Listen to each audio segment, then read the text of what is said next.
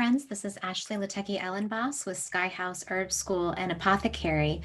And today I'll be talking about what it feels like to be an herbalist and how to work through being a part of a profession that really isn't recognized.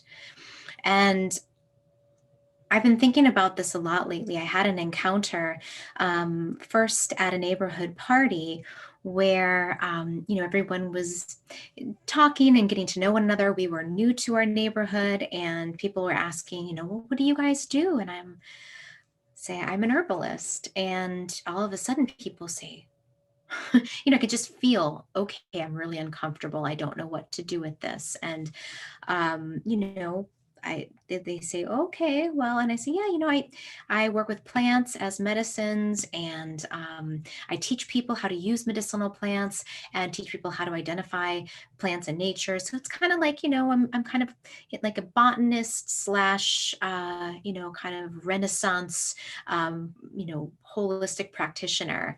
And that even, most of the time that's like, okay, that's even weirder. So it's like, I'm trying to figure out, like, what do you say? And I don't know if any of you have this experience yourself, if you're not in a very traditional path of, in your professional life.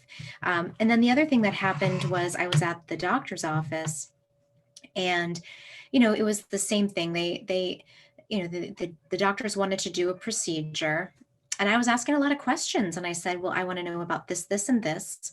And they were like kind of, a little bit, I could tell they were perplexed at why I was asking so many questions. And once I gathered all the information, I said, okay, I just need a minute to think about this. So they gave me a few minutes. They came back, and I said, I made my decision. I'd like to have this done, but I'm going to prefer to not have these other things done. And they were like, okay. And I explained why, this is what I feel comfortable with based on what I understand about what's going on. And again, they were like, well, this isn't standard practice. And I said, I understand that, but this is what I'd like to do because I am the patient. And so as they were prepping and getting everything ready for this, very small surgery. I mean, it was nothing, just pretty, benign. They were like, as they were getting everything prepped, they're like, so, what do you do? And I was like, oh gosh, here it is. I was like, I'm a clinical herbalist. And they were like, oh, and again, silence. Like there's no, like, if I would say, okay, I'm a doctor, they'd be like, oh, wonderful. What specialty are you in? Or I'm a teacher. Great. Well, what do you teach? What age do you teach? I'm a, shoe repairer. I'm a cobbler. Oh, great. Well, where do you work? Where's your store? But to be an herbalist, it's like people don't even know what to say. I think it makes people very uncomfortable. So, um, I one thing that I've learned from my husband, who's an astrologer, which is an even more, that's an even more non-secular path. He says, go at it back with humor.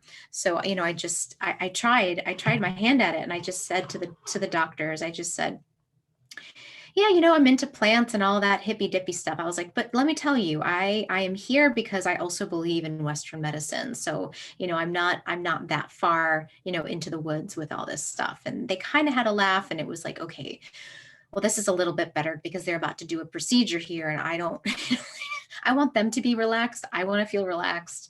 But, underneath it all, I was just, kind of just still feeling like, man, this is such a hard place to be in because, most people just don't know what to do. So I'm not sure why I'm recording this video, and if it's going to be of any use to anyone, but I just felt the need to speak this, into the social sphere, just to let people know who maybe are in more secular fields that, people that are herbalists should not feel ashamed for the work that they do. And it's good work, and it's old work, and it's important work.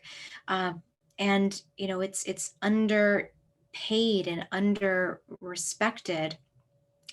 And so, I would just ask, if you're in those worlds and someone says to you, "Oh, I'm a yoga teacher, I'm an herbalist, I'm an astrologer," something that feels really out of left field for you, just to say, "Oh, that's really cool. Tell me more about it." Like, that's all you have to say. And then you know what? That person will open up and tell you more.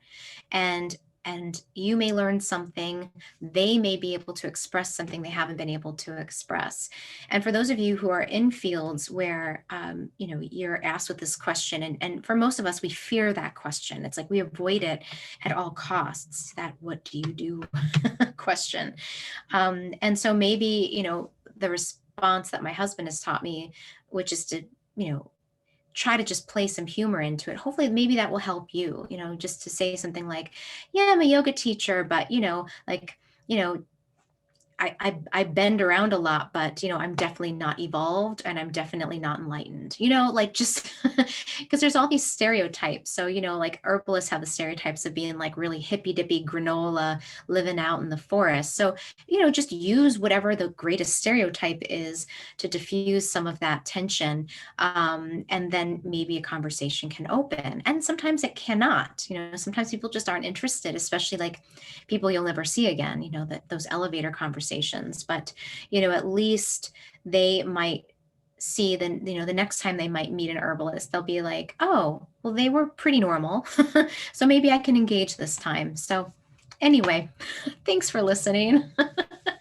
And please write your comments. Let me know how you deal with these sorts of inquiries, and if you have an approach or a tagline that you use when people ask you about your work.